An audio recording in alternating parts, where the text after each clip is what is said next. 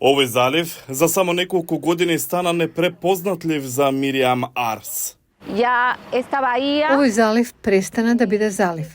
Целосно е покриен, осакатен. Арс цел живот живеела во заедницата во близина на новото пристанище Чанкај во Перу. Таа вели дека изградбата на пристаништето и штети на животната средина и на 20.000 семејства кои живеат во близина, бидејќи отпадот од проектот завршува во океанот. Риболовот исчезнува. Таму каде што се гради пристаништето се размножуваат рибите. Изградбата нова масивно пристаниште во градот Чанка е околу 70 километри северно од главниот град на Перу Лима, се очекува да заврши до крајот на годинава. Целта е ова да стане порта за азиската трговија кон Јужна Америка.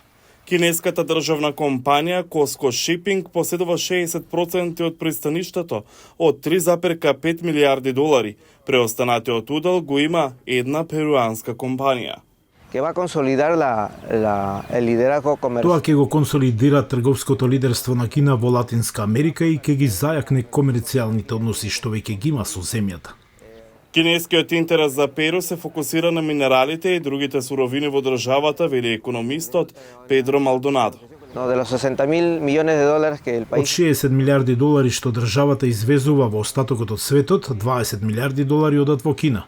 Најголем дел од извозот се минерали како што е бакарот. Од Cosco Shipping велат дека ова пристаниште ќе ги намали трошоците и ќе го намали времето на транзитот на стоката од 30 на 20 дена.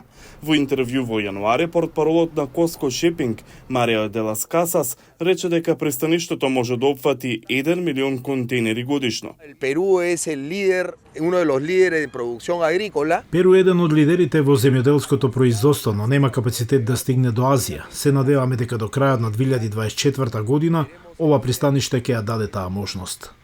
Кина може да има и други амбиции со ова ново пристаниште, вели професорот за меѓународни односи Евклидес Тапија.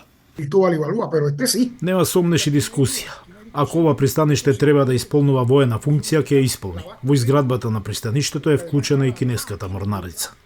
Тапија вели дека Кина исто така се обидува да го консолидира своето влијание во Латинска Америка со инвестирање во клучните трговски патишта. Ќе постои папочна врска меѓу Кина и Латинска Америка, слично како таа што ја градат на другите континенти како Африка или Југоисточна Азија.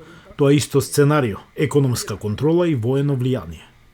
Cosco Shipping не одговори на неколкуте барања за коментарот Гласот на Америка. Перуанските власти му дадоа на Cosco ексклузивно право да управува со ова мега пристаниште.